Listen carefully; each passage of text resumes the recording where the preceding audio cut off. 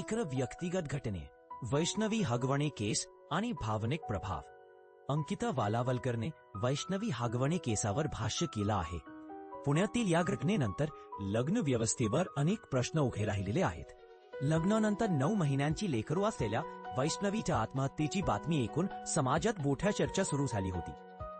या घटनेनंतर वैष्णवीच्या सासरच्या कुटुंबाला अटक करण्यात आली आहे आणि चौकशी सुरू आहे.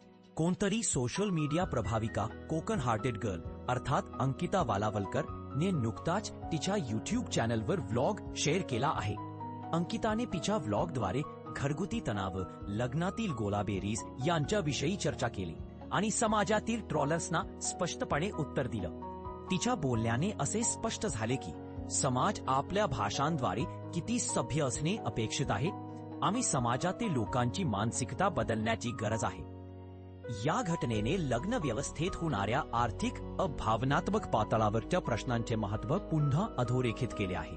अंकिताचे असे म्हणणे आहे की वैष्णवीच्या आयुष्यात हिंमतीने ज्या गोष्टींचा सामना केला गेला, समाजाने त्याकडे दुर्लक्ष केलं.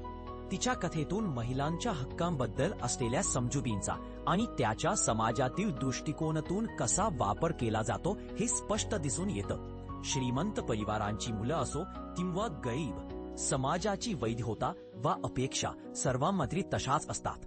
अंकिता तिच्या अनुभवातून शिकवते की समाजातील दृष्टिकोन बदलण्याची गरज आहे. त्याने तिच्या अंगाने कथन केलेले किस्से समाजाच्या विचारधारेवर प्रकाश टाकतात आणि महिलांच्या मानसिक आरामासाठी पुढे काम करण्याची महत्त्व सांगतात. एका सामाजिक चेतना निर्माण करण्याचा हा एक प्रयत्न आहे.